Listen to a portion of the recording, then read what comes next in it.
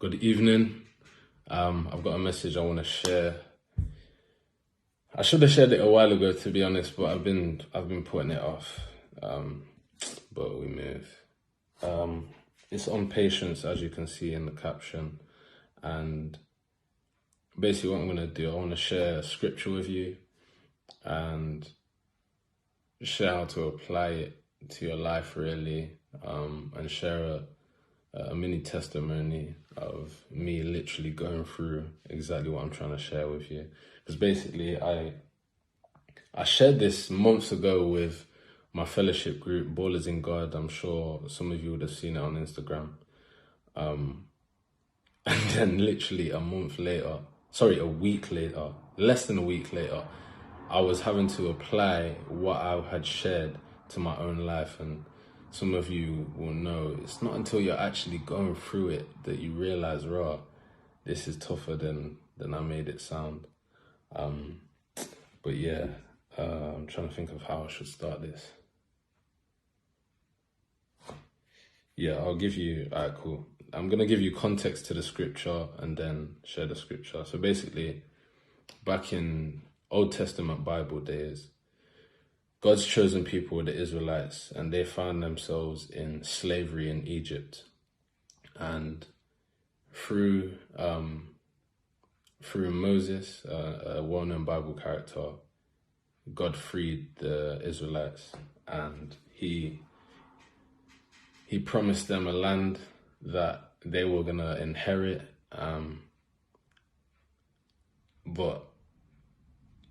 He promised them a land they were gonna inherit, but there was trials and tribulations along the way. So basically, Exodus 13:17-18 reads this. When Pharaoh let the people go, so Pharaoh, this is the head, the king of the Egyptians. When he let the Israelites go, God did not lead them on the road through the Philistine country, though that was shorter. For God said, if they face war, they might change their minds and return to Egypt. So God led the people around by the desert road towards the Red Sea. So, at the end of verse 17, not at the end, but in verse 17, it said, though that was shorter. So there was a route that was shorter, but for some reason, God took them the long way. And that reason was, if they encounter the Philistines, it's beef, yeah? And if they face that beef, they might have to turn back and go back to Egypt. God didn't want that for them. They didn't know that's what they would have encountered on the shorter route, but God did, yeah? So he took them the long route. And for some of us, the way I'm trying to apply this, I want us to apply this to our lives is, some of us were on the long route and we don't know why. We're complaining. Lord, why am I going through this? What is this? Why? Just take me on that route. But we can't see the Philistines waiting for us. So I just want us we've got to trust the Lord, man. One of my favorite Bible scriptures, Jeremiah 29:11. Some of you may know it, some of you may not, but basically it just says that the Lord has plans to prosper us. He loves us. He doesn't have plans to harm us. And we need to trust that by being on this long route, he doesn't want to harm us. Like, there's a reason we're on the long route, and we have to trust him. An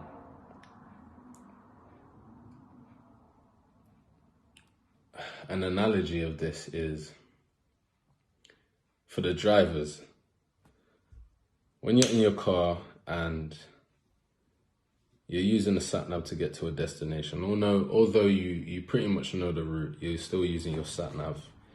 When the sat-nav reroutes or gives you a next route and it's longer, you trust it because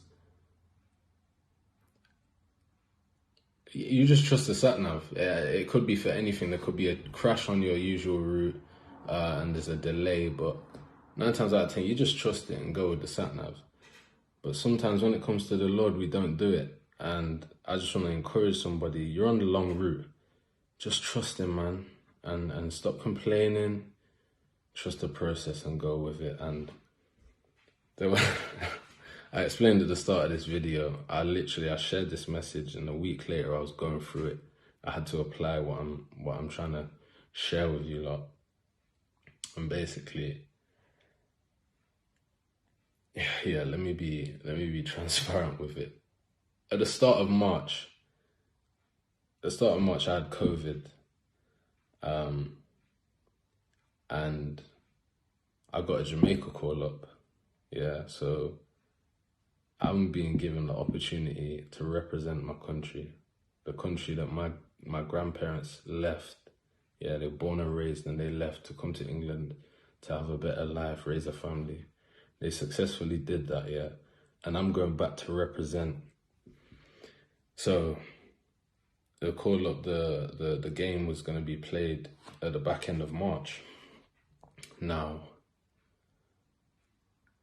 as I said, I had COVID, but by the time we're flying out there, we're flying to Austria. COVID's out of my system. I've done tests and I'm negative, so it's calm. But when we get out to Austria now, we're having to take tests just to enable us to play and enable us to train. Why am I getting positive on my test? I'm fine, no symptoms, nothing. And I'm getting positive. My tests will come back positive. At this point, I'm like, Lord, please, like this ain't it. Like, I beg you, just bring me through this right now. Done another test, got a negative. I'm like, all right, cool. Then they're saying, oh, you have to get 2 negatives on the trot. So I'm like, all right, that's fine. Done a 3rd test, got a positive. I'm like, this is long. What's going on? And because we're only out there for a short period of time, we're out there for 5 days. And these tests is one day after the other. So I'm already like 3 days in. You know, I'm going a long way around this. Basically, long story short, I wasn't able to play. I wasn't able to train. The man them are out there training. I'm in my hotel room. I'm praying. I'm on my knees. I'm like, yo, no. Like, basically, I had to fly home. And instead of coming back with my debut Jamaica jersey and just in joy, I was coming back miserable. And I'm thinking, what is it? What, Lord, what are you teaching me? Like, this is a cruel lesson to be teaching me, but the Lord disciplines those who he loves, man. But yeah, basically, you know what? No, the story's not even finished. So that was in March, and I knew there was another international, what's the word? There's international call-ups coming up for June. So of course I'm playing football in the season, doing my thing, whatever, and I got a call-up again. And I'm thinking, this has got to be it. Eventually, I made my debut for Jamaica, I'll come back with my shirt eventually, and I'm just over the moon. And I really don't think I would have